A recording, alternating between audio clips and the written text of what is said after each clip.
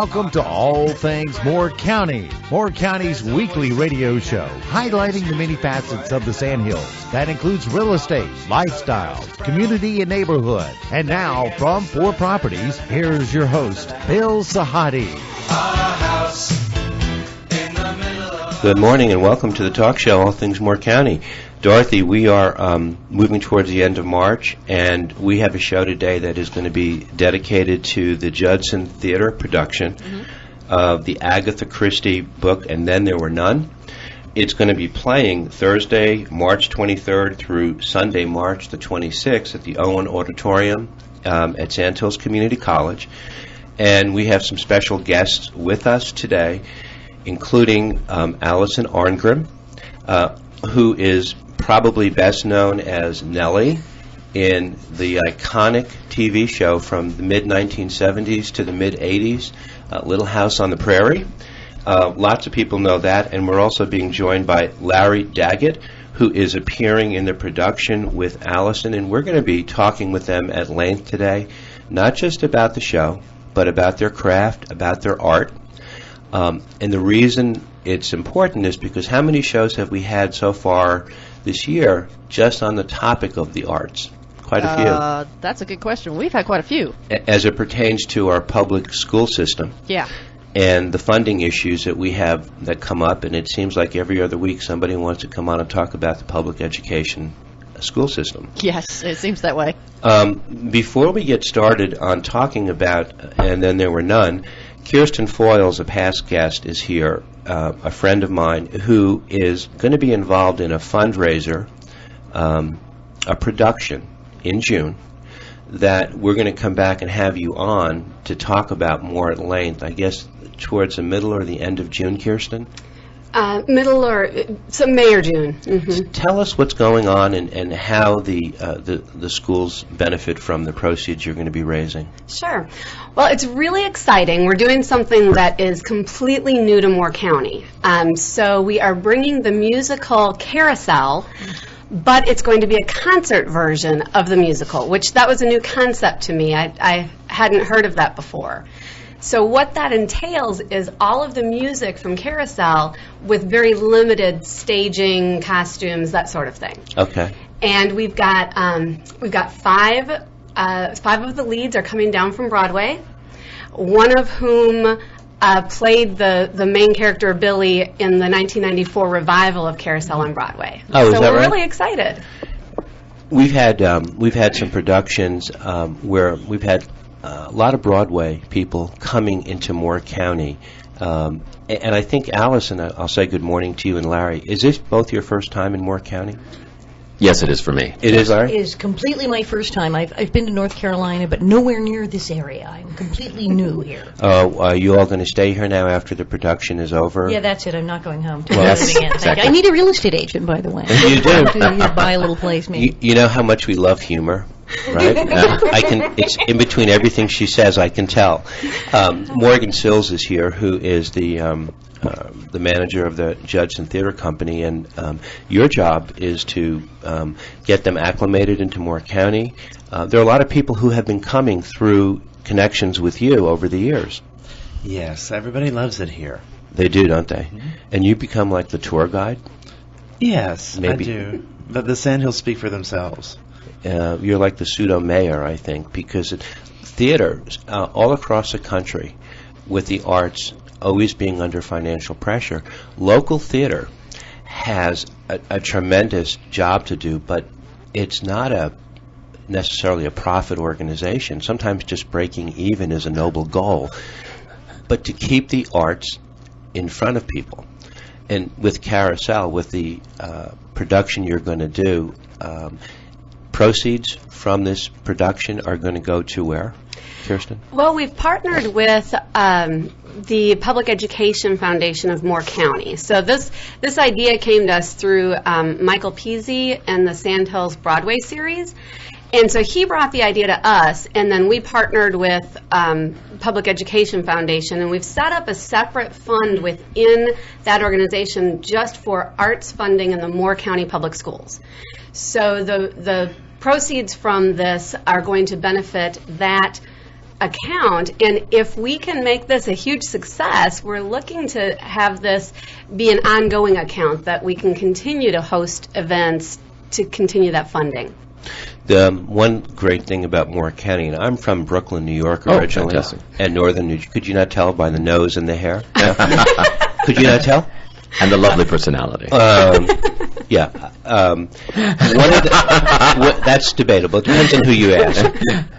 One of the things about Moore County is this town reminds you of the town Bedford Falls in the movie It's a Wonderful Life. Yes. And when I first came here in 1979, I was taken by it.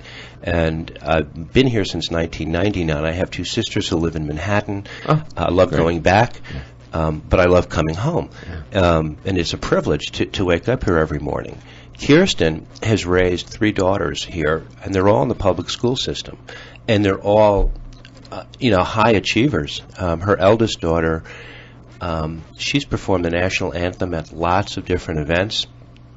And I just saw recently on Facebook that she got admitted to the governor's. Can you tell us a little bit about that? Yeah, governor's school in choral music. So that's very exciting. They take 64 kids from across the state. Wow, that's quite an achievement. Wow. Yeah. It was it's quite a process, too. Yeah. Kirsten, tell Larry and Allison what you're involved in here. As you're the junior choral director? Right, I'm the assistant music director. Terry Sinclair is the music director. She'll be conducting the piece. We're going to have not quite a full orchestra, but a substantial orchestra along with the leads. But the cool thing is that we're going to have a choir of local singers. Fantastic. So we're hoping for maybe 60 to 80 local singers. And it's going to involve students from our public schools that are going to have a kind of a surprise role in it also. Is that right? Yeah. I think last week, Torrin Wright, who is the music director at the West Pine Middle School, finished up the production of Fiddler on the Roof. 2, as they called it. Yes. Did you? Okay. It was fantastic. Okay, I didn't get to see it. He sent some clips to us, and we played them on the air. And when I listened to the vocals, I could not imagine that these were middle schoolers. They sounded way older and well trained. Yeah, he did a fantastic job with them. Yeah. One of the things, Allison and Larry, I'll tell you, is we have some people here. Moore County is a one-on-one community. It's almost incestuous, where you get to know everybody. If you burp at the grocery store, 5 people will ask you a week later, "How's your stomach? Are you better? Do you feel okay?" And the teacher-student experience in Moore County here is very much one-on-one. Indelible impressions form, and the teachers are not just teachers. They're coaches, they're mentors, they're role models. Torrin he's been a very dedicated teacher, and he's influenced a lot of the kids with the arts. He has, including my oldest daughter. He was at Southern Middle when she was there. And so he's the one that got her started on the national anthem role she's on. Keegan is how old now? She'll be 16 at the end of this month. And she's a senior? She's a sophomore. She's a sophomore. She's just so tall and pretty. She just looks older, I think, right? Don't tell me that. Slow her down, Don't right? Never say that, Bill. Closer to June, you'll come back and we'll talk more about the production and about how it's going to benefit the Moore County schools. Absolutely. We'll be thrilled to, and we really want to get the word out, because the more people that come to see this awesome event, the more money we're going to be able to funnel towards our arts education. Okay. Can you get a sense of her already, Allison? Right. She's all over it. Yep. She got it. She's got it down. Yeah, that's why you were the first person on the show 8.5 years ago, and here you are back again, strong as ever. Thank you, Bill. No, we're glad you came. Thanks. And as you go around Moore County this week, you're going to find that it's a very touchy-feely community. It's a small town. It has a lot of the aspects of a larger metropolitan area, and yet it's very folksy. And it's almost very organic. And doesn't local theater kind of bring you guys back to your roots a little bit? Well, the great thing about theater, Larry? The great thing about theater, of course, is you get a chance to relate to the audience. I mean, actors become actors for a number of different reasons. Some people because they have an ego need that needs to be filled, and other people because you want to have some sort of impact on people, to see if you can actually change their lives, and hopefully in a better way. And that's the great thing about theater, particularly the space, which is a lovely space that we're working in. The audience is close enough that you actually can feel the response from them. So if at the end of the night, if you feel like you've actually changed somebody's life, if you've done something that has changed their perspective or actually improved their quality of life or made them at least look at things in a different way, then that's a win-win for everybody, for the theater, for the audience, and for the actors. You could be the host. Beautifully. What a great speaker. He needs his own show. He does. Well, let me take a show. That's what we should do. Let's just switch seats right now. At the break, Dorothy, we'll make a change.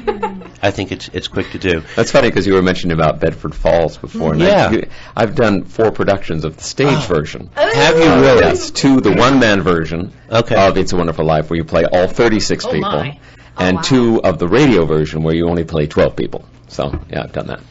So I know this town is very much like that. It is you can get a sense of the involvement. In New York, if people come up to you and say, how you doing, you go, what's your problem? Right. And what do you want from me? That's right. That's only one reason. But here, it's just because that's the way they are. That's right. Kind. Yeah.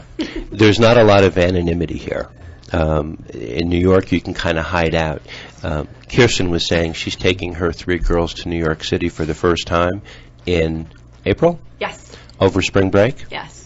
That will be an eye-opening experience for them. I've only been there once for 2 days. Oh, no. Yes. Now, people in New York are actually nice. They're just in a hurry. Yes. Okay. They just want things done quickly. The difference I found is that, for instance, people say, New Yorkers are rude. Absolutely not. New Yorkers are efficient. People in Los Angeles are rude. Yes. I have found that because I travel a lot, and I'm in Europe and LA and New York and everywhere with huge amounts of luggage. You loaded my luggage into the car. You know how much luggage I have. It's ridiculous. And that was a short trip luggage. So I'm hauling all the stuff around and getting the bags of the carousel. In LA, you can be trying to get that bag off the carousel. They will let you just fall on the floor with the luggage on top of you and step over your lifeless body. But in New York, this guy, very nice, a complete stranger, came up and got my bags off the carousel for me. And I was like, how nice. And I turned to thank him. He said, okay, so are we done here? Can we move? Yeah, that's right. I went, he just wanted me out of his way. Well, that's true. It is efficiency. But they're like, let's do it. But they will help you. If you need help, it's absolutely shirt off the back. They will help you. They are nice. And then they'll go, okay, move along while we're young, please. Thank you. And I love the humor. That's great. It's very sharp. We're going to actually talk a little bit about the production, too, but are you living in New York right now? No, I live in Los Angeles with all the terrible We're the rude people. But I live in I guess the Bedford Falls of Los Angeles. I live outside of LA. The great thing about LA is it's huge. It's like a bazillion cities jammed together. So you can live in LA or you can live in Hollywood, but then you can move really 20 minutes away, like you got on a plane and went to Iowa.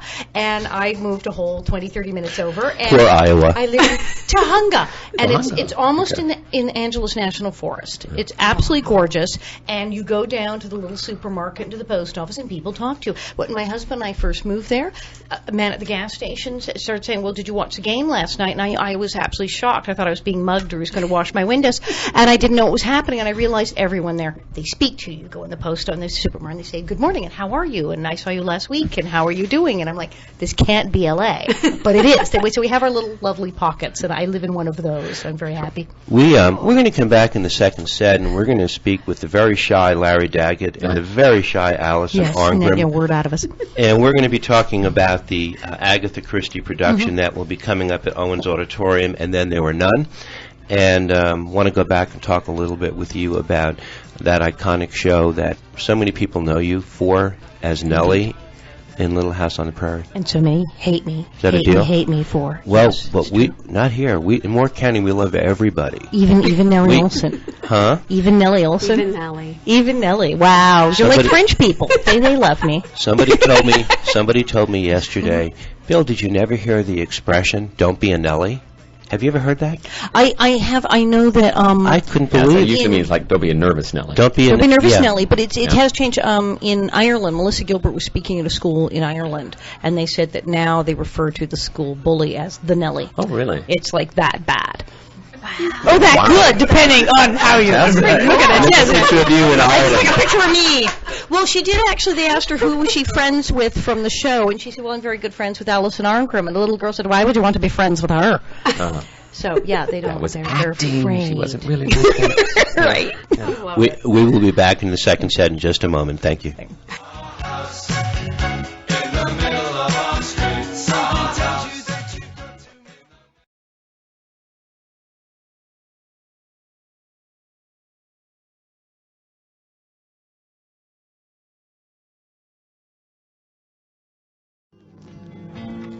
Just like an old-time movie about a ghost from a wishing well in a castle dark or a fortress strong.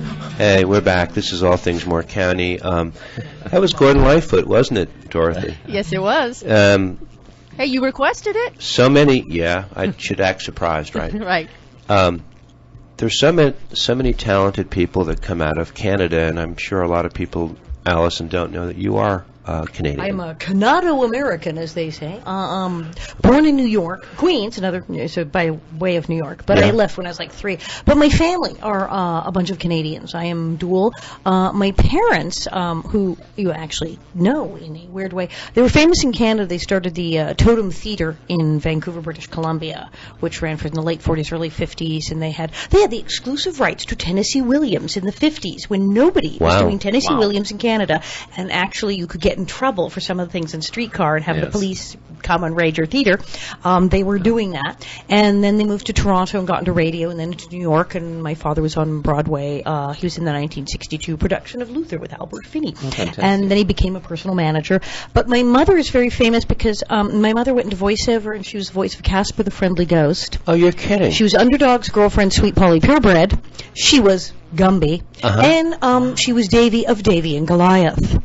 Wow. So she did very well in voiceover. And for people who are older who remember the first Family album with Vaughn Meader mocking the Kennedys, she was Little Caroline and John John on one of the first presidential comedy albums. Oh, I had no idea. She was everybody. She was everybody. Pretty much, I would get up on Saturday morning with my cereal and turn on the cartoons, and they were all my mother. So it was kind of a surreal existence. And then my father went into management and was working for Seymour Heller and Associates. So he worked for Debbie Reynolds and Liberace. Oh, my goodness. So I went to see Liberace shows as a child. So you were... You're evidence that the apple doesn't fall far from the tree, I guess. Exactly. So I was brought up around theater, and everyone was in show business. And until I was 7, I thought everyone was on TV because everyone I knew was. Did your folks... you started as a child actor? I did. I started very young. I think, my SAG card says member since 1967. Good and Lord. people gasp in horror, go, how old are you? But I was like 5. I started doing commercials and TV as a little girl. I did a, Hunt's Ketchup commercial, and I was on a show when I was very little called Juvenile Jury. I was sort of the Kitty Carlisle of the 3rd grade. I remember Kitty Carlisle. Yes. That's so sad that I do, Isn't right? that all we remember, Kitty Carlisle? But I was on a panel show To for tell the little, truth. like 8-year-olds giving advice and things. And I was sort of like a to tell the truth thing for kids. So I was already doing stuff like that. I did a movie when I was about 10, which I have the DVD of. What is it? For sale. It's one of the worst movies ever made. It's called Throw Out the Anchor. It's really... with Richard Egan and Dina Merrill, no less. Really? And it's not very good. It's cute, but it's really kind of silly, and it's not very well made. But the French think it's some sort of art thing. They don't understand it completely. So I actually now have a DVD that has come out of Throw Out the Anchor or Jeter l'Ancre with French subtitles. Yeah, it's that weird. And so all of this actually happened to me before I got Little House on the Prairie. In fact, my father, who's managing me, said when I was about 11 that I hadn't really worked since the movie, and that I might not work till I was 18 and my career could be over. So people talk about I'm making a comeback, and I say, no, Little House was actually my comeback. My career was over at 11, so Little House, Nellie Olson was the comeback role. I'm on like my 57th comeback. So you were the youngest comeback kid at 11 years Exactly. old ever known. So my big comeback role at 12 was Nellie Olson. I was returning to the screen, yeah. So most people know you as Nellie. It's true. It was an icon. But how did you overcome the typecasting? Because I didn't. You didn't. Wait till you see the show. They're really typecasting. It's true. There's great casting directors, and then there's people who have like no imagination whatsoever. And in fact, I remember once, in the '80s, my agent called this one producer and said, "Oh, she should be on the show." And they said, "Oh no, this show takes place in the present day." And he said, "Do you think she's Pioneer Barbie? She comes with the dress. What do you think?" So, yeah, they had, like, no idea that I didn't live in the 1800s. So it was very difficult. And they did call me only for the terrible, awful girls, the terrible people, because I was so... in a way, it's a compliment. I did such a good job for 7 years that there are people who are afraid of me to this day. Do you know, before you came in this morning, Kirsten came in and we were talking, and she said, "Do you have any idea about the role that Nellie was?" And she said, "Do you know that she actually played a paralyzed child in one of the I said, I pretended that I couldn't walk. You pretended you couldn't walk. Yeah, I fell off. Well, first of all, I took Laura's horse from her at Christmas in a whole sort of gift to the Magi thing. She traded her pony to get a stove for her mother, and I took her beloved pet horse away. I came and repoed it on Christmas Eve. And then I'm beating her horse and completely abusing it, and it throws me. And then I pretend that I can't walk so that she will do all my homework, and the entire town will cater to me. And yeah, I get caught, though. Yeah. I was a really horrible, horrible person. Well, it seems to me like you've worked it through, and you're doing okay. Years of therapy, but yeah, I get called for terrible parts, and I've recently been able to play a few nice people on some wonderful web series and pilots. There's a thing called Life Interrupted. I'm very nice in that. Great. I'm very nice in Living on the Prairie. I'm quite nice in what's the other one? Living the Dream. And she's quite nice in person. But I thank you. But every now and then, when someone says, "Wow, this character is really objectionable. She's really bad. She's just nasty and scheming and evil and unpleasant to be around. Maybe we should call Alison Arngrim." And that's kind of what happened with this. Is there's a character in this show, this woman, and she's Emily, and she's very opinionated. Would be the nicest thing I guess I could say about her. She's religious. I suppose that's to her credit. That's about it as far as nice things I can say about this woman. She's really, really terrible, and she's just awful. And so they called me, and I said yes, absolutely. Well, you recruited me because you came to my show in New York. Yes, I saw her show, her one person show in New York, which was absolutely wonderful. And we were sort of in the middle of doing this, and exactly what she said happened. It was like, who can we get? And it was like, ooh, if we get Alison, it's going to be so good. She'll know just what to do. Right. And there's magic because like you see people on the screen because you can't beat TV for exposure and reruns and everything like that. But then like live and in person, it's so much fun. Wow. Larry, did you and Alison, have you worked together Never. before? No. So this is a first. Yes, the first. But your observation of her is completely different than what she just said, because you said she's lovely and she's nice. Well, I work a lot in the theater, and you know that the way people are on stage and off stage have nothing whatsoever to do with each other. One hopes. Yeah. Right. But as far as in a smaller way, I kind of understand the typecasting thing because I've worked at different regional theaters where once they cast you as one thing, that's all they will ever cast you as. I played the devil in Damn Yankees at one regional theater, and I worked there since, but they've always been just horrible people that they've called me in for. Never somebody nice. And in other regional theaters, I'm always the nice guy, and they call you in for that. So they see you as, they think that you really are that person. And I suppose you should take that as a compliment, thinking that, they really think that I am that character. But we stretch, Yeah. I think of characters today like Christopher Walken. Yes. After Deer Hunter, he sort of got typecast a little bit, but he played it out well. I mean, but everything he's in, he's a little off. Yes. That's exactly the word I was going to use. Yeah. Is that what a New Yorker would say? Off? Yes. Like, get off of me. You know what they would say? That's what they would say. You know what they would say in the South? Bless his heart. Bless his heart. Yes. He's Isn't he sweet? Yes. Tell me, Larry, about the character you're playing in the Agatha Christie play play. Sir Lawrence Wargrave, and I'm a retired judge. I am sort of the intellectual medulla oblongata of this group. Oh, fancy. Yes, isn't that nice? Yes. I'll go into that later. Anyway, I'm sort of the person that is looking at everything from the outside and trying to figure out who the killer is. Now, I'm not giving away too much here with the title like "And Then There Were None." Right. And most people know that this is based on the Agatha Christie book about people who are getting killed on this island. That's right. And so I'm trying to figure out who amongst us is it, because it can't be anyone other than the people in the room. We figure that out. We look at the island. We look around. It can't be anybody else, so it has to be one of us. So my job is sort of to be the Stephen Sondheim of the group. I'm the intellectual person who looks at things and tries to figure out who could possibly be the person that had the motive and the opportunity to do this. So you bring the cerebral presence to the stage, and everyone else brings the emotional presence? That's right. That's Alison's job. She's the emotional. Yes. And I sort of incite a lot of emotional She reactions does. in She the does. other characters She does. because of the terrible, terrible things I say to them. What is it about this Agatha Christie play that excites you, that draws you to want to do it? Well, this was her masterpiece. Most people consider that. Yes, Yes, it is. this was her biggest seller. It sold over 100 million copies. Came out in 1939, and they've been making movies since 1945, all the way up to 2 years ago, in 2015. They did a British, was it BBC? Yeah. So that's what, 70 years they've been doing this. Multiple TV movie Many productions, productions, mini-series yes, movies, everything. yes. keeps So it's very making popular. that. It really strikes a chord. It's more than just about the plot. Mm-hmm.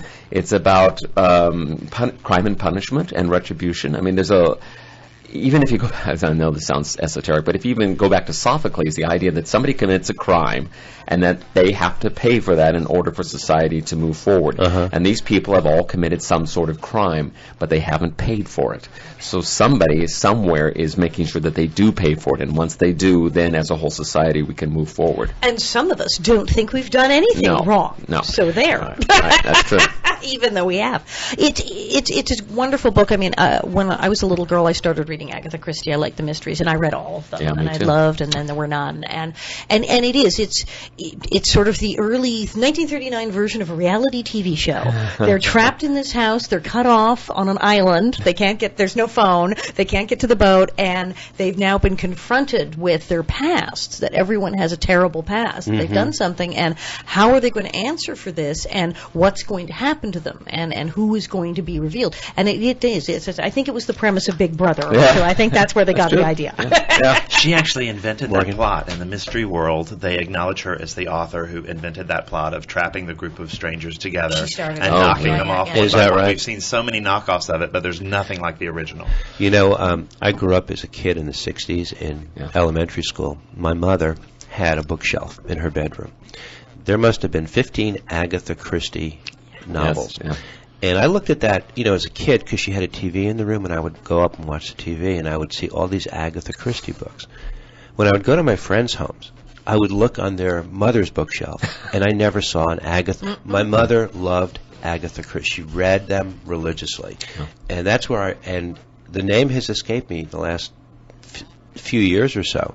But And Then There Were None was the most iconic, I think, of everything that she's done. Yeah. Well, it wasn't originally titled that. Okay. It's had a number of different titles. But this is how They've changed the title like 10 times. Yeah. Oh, But is And that Then right? There Were None. That worked better. Yeah. The show, there are 5 performances. It's at the Owens Auditorium in Pinehurst. Thursday, March the 23rd through Sunday, the 26th of March. There'll be 2 productions on Saturday, the 25th, a 2 p.m. matinee and an 8 o'clock evening show. Morgan, when we come back, let's talk a little bit about the tickets and the schedule. You have them on in Moore County this week. Indoctrinating them into the Southern way of life.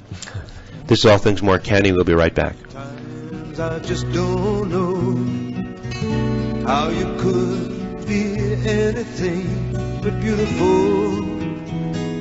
Think that I was made for you.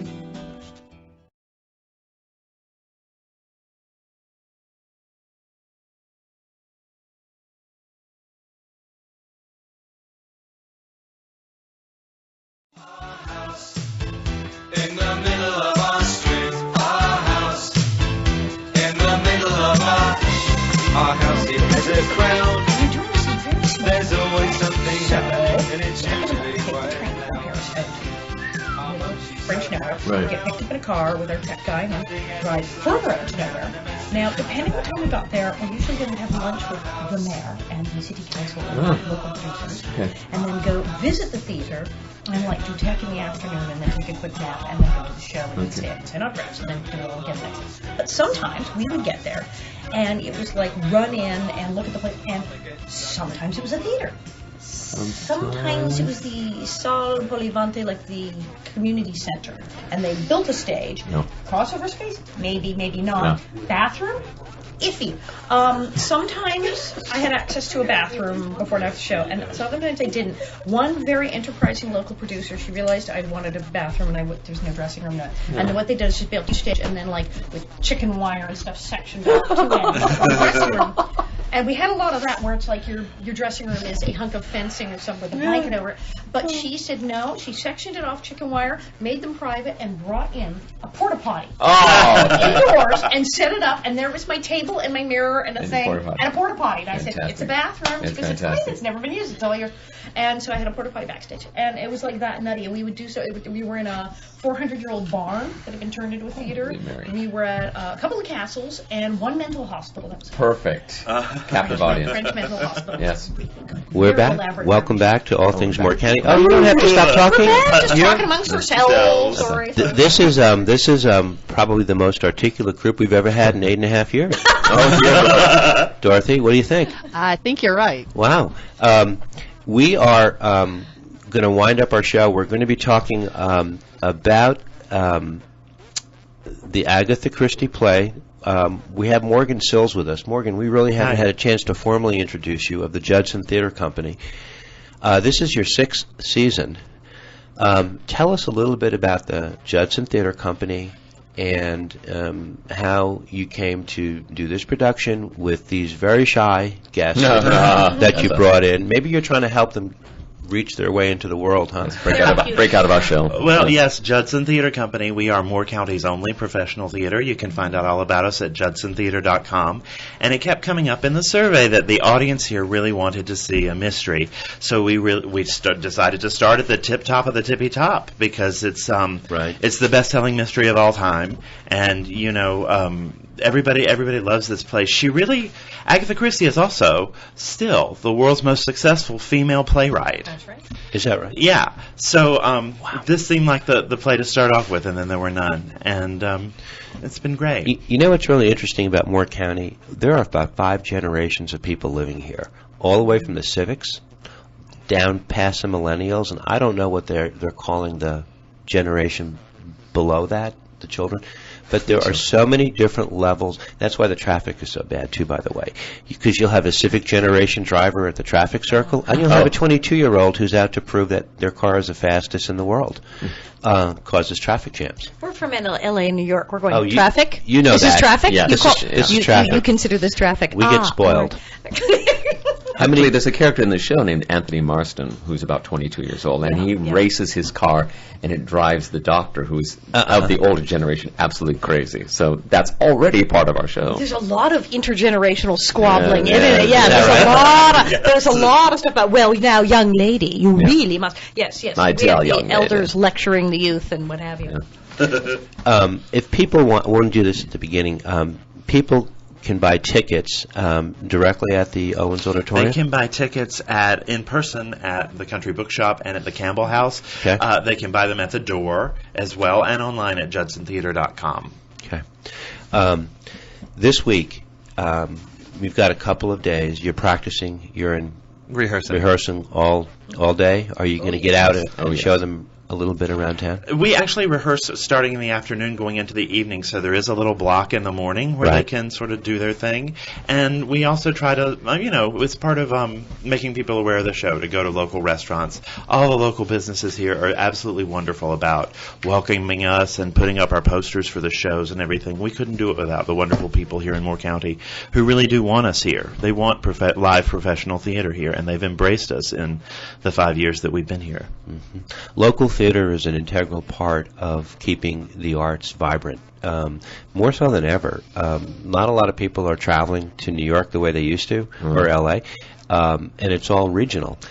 These are expensive productions to put on, and yet they're vital to the community. And for the ticket price, compared to what a Broadway show would cost, it's a tremendous value. Yes, and one thing that a lot of people don't realize, the people who don't know about us, is that to see this wonderful live professional theater with these actors that they know and love, and people from Broadway, the people we get, you don't have to make that hour-long round trip to a larger city. It's right here. It's in your backyard twice a year. You know, this spring, and then There Were None, opening on the 23rd, and then the Sunshine Boys this fall. So we're going to have a little mystery, a little comedy. It's going to be great. When Kirsten left Allison, she asked you if this show would be appropriate for her middle school age daughters. And what did you say? Well, I think so. There's quite a bit of murder, but it is a murder mystery. But yes, you have to have the absolutely. murder in there, yeah. It is a little murder, but yes, no, it was written in 1939 or something, and not anything terribly scandalous. Right. So it's really something for parents, for kids, for people who remember Agatha Christie, who grew up with her books. And you can always read the book and check if you like the book, and that's good for It's them. also part of theater history, too. I mean, these kind of plays aren't done very much anymore for a number of reasons. One reason is because today we have the attention span of a gnat. If it's longer than 90 minutes. In fact, a lot of shows now on Broadway are only 90 minutes. So, yeah. So this one, I think we come in at about, what, 2 hours? 2 hours. 2 hours. Wow. Yeah, And that's long. Yeah, but still, also, if you love theater history, too, this is a type of play that's not done very often anymore for a couple reasons. One is we have 10 people in the show for a straight play, and these days, most modern plays that are written now, for financial reasons, have about 3 people in it. That's about it. And plus, it's a part of theater history. There's not a lot of whodunits that are written anymore in modern day. They're all put on TV. They're all part of a series or something like that put on stage. It's very rare to see that for 11 people on stage. It's a big deal. And she's a genius playwright. Yes. There's a new book about her, a biography of Agatha Christie called Curtain Up, that is only a biography of her as a playwright. And they'll tell you the dialogue is just so Snappy, just sharp and wonderful, and the characterizations are so clear. People love these characters because they know who they are. It would be great to get a lot of the students to attend. Do you remember, Larry, I'll ask you, the first time you were ever exposed to a live show as a child, or a movie, or something that entranced you, and you said, oh my gosh, this it's like is going to magic. another world. Right. Yeah, it's not like the theater is different than film or TV, and it's hard to explain, but if you've lived through it, you understand. I know this has yet to be proved, but it will eventually, that there is a communication that happens when you're in the same room with people. We haven't figured out yet some sort of meter to measure, but it will happen. You see actors on stage, there is an energy coming out from them to you, and you react to that. And what most people in the audience don't realize, and every professional theater actor knows this, is that the audience is so important to every performance. You are as much as part of the show as what is going on stage, because for us who are in it, particularly if you're in a long run, and I've done some shows that have run over 2 years or longer, you know the show backwards. You could do it in your sleep, but what happens is the interplay between you and the audience. It's almost like there's a string between what's going on stage and out in the house, and the tighter that string is, the more you can play it. It's like a bow on a cello or something like that. You make music between the audience and the actors, and that is the genius and the excitement of live theater that you will never get in film. You will never get on TV, because you can turn the TV off and the show is still going to go on. You may not see it because you'll be in the bathroom or something like that. But for theater, the audience is, we hear every breath. We hear a cough. If you hear a cough out there, you're thinking, is the person got a cough, or are they bored? Did they cough at the moment that a very important plot point happened? And if so, how do I make that point important so the rest of the audience hears it? You don't know until you're an actor just how important the audience is, and that's why I'm hoping the theater community will come to see this, because we appreciate you, and our whole purpose, our raison d'etre, is to have. Was that good French? Yes, is to try to move you and change you and hopefully make your life more vibrant. Yeah, I'm about to vote for you. Are you going to? You could run for office. You're very right. Very. But it's true, and that's why you see so many TV actors. Why you get TV actors down to do it, because we're dying to do theater. Because even if you're doing TV shows and movies, it's great, but more sterile. The crew get to see it. And then you find out if it was good or not, several months later when they're done editing it and it airs on TV or so. And maybe you go sneak into the movie theater, sit in the back row and find out how the audience feels. But otherwise, you're kind of in the dark. You're kind of in this vacuum going, well, the director told me, I think that worked, yeah. Whereas on stage, it's immediate. It's instantaneous. That's working. It's not working. You're there. And it's a whole other feeling. And that's why, yes, TV people crave it because we're sort of kept in a bottle. Right. It's almost too sterile. You're just removed from it, and this is so much more organic. Kids growing up, the influence that the arts have on kids. I'll make a statement, you tell me if I'm crazy. The life lessons that kids learn from the discipline of performing arts probably stick with them a lot longer than traditional algebra courses, history courses. As life lessons are transmitted through the arts, maybe more so than just traditional education. And people can remember, I bet you can remember back in 5th or 6th grade, certain coaches or mentors that really made an indelible impression on you as if it were just yesterday. Yes.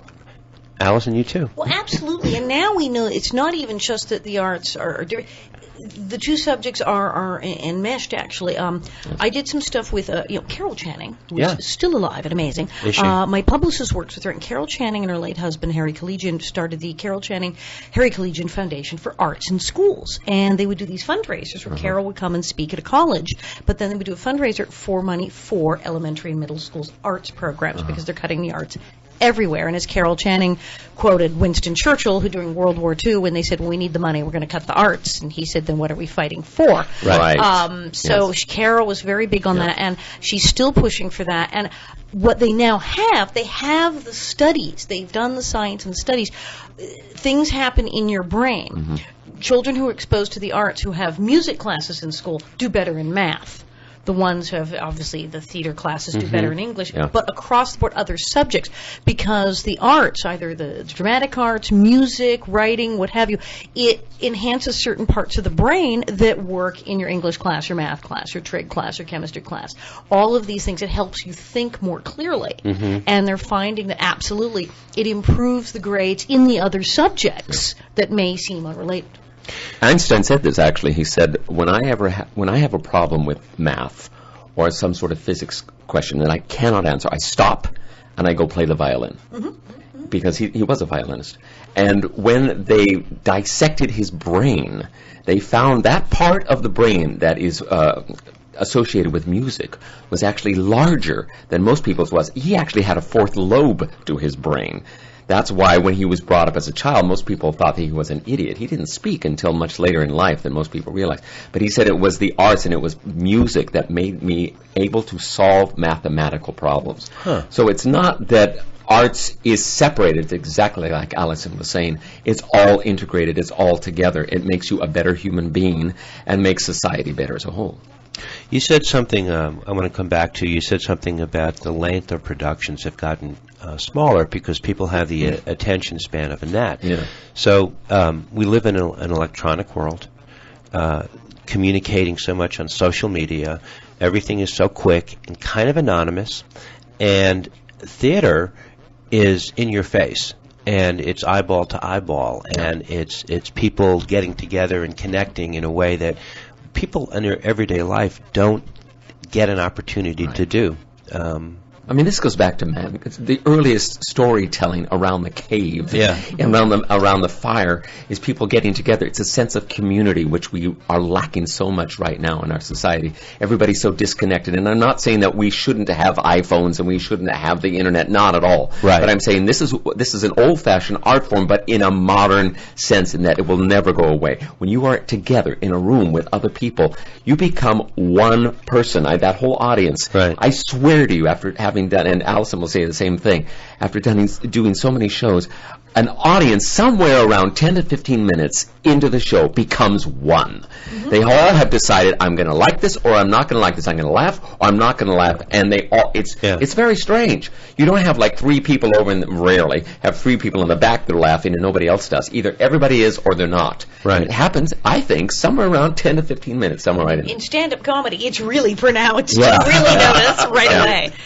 But yeah, everything's cut shorter. I mean, I do a 90-minute one-woman show, but I just did a Fringe Festival, and they're saying, well, we're doing 75-minute shows now. And I just did all these web series where, in some cases, they shot them as is. In other cases, they started with a normal 22, 24-minute pilot, but cut it into 6 minutes. Episodes are 5 and 6 minutes long on shows now. I'm like, whoa, what's happening? And, well, everything goes back to Little House on the Prairie, but it does. The reason people liked Little House on the Prairie, they would watch it together with their families as a group. Right. When people come to me and say, I grew up watching your show, or I watch your show now, I watch it with my grandmother, I watch it with my kids. Very few people sit around alone watching it. It's a group effort. And what do they like? What are their favorite scenes? When the family would entertain themselves, when they would sit around the fire and Pa would play the fiddle for them, when Ma would tell stories, and they went back to remember in the old days when we would get together and we would tell stories and play music and we would entertain ourselves through our own talents? Oh, what a thought. And that's why that show is still successful. You are both very charismatic speakers. We're I'm telling you, both of you are. Every time you speak, you just own the mic. Everything just stops around you. I'm really moved. I think that this is going to be a great show. And everyone else in the show is as exciting as we are. We'd like to make that clear. Yes. They really are. They're good. I believe you. As a matter of fact, everything you've said, I believe. I mean, you don't leave any room for doubt. We're very emphatic. Well, that's the way to be. I mean, you live and you breathe with conviction, and that's what we get at this table. So, Morgan is a paternal spirit behind the Judson Theater Company.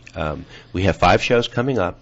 I can tell you're very proud of what you've wrought here. Let's do this one more time because we're going to be wrapping up. This coming Thursday, March 23rd at 7 p.m. It's an early curtain. It's opening night. Come on. Opening night, yeah. Friday the 24th at 8. Saturday, 2 shows, a 2 p.m. matinee and an 8 p.m. evening show. And then it wraps up Sunday at 3 o'clock with the matinee. You can see us in the daytime. You can see us in the evening, really.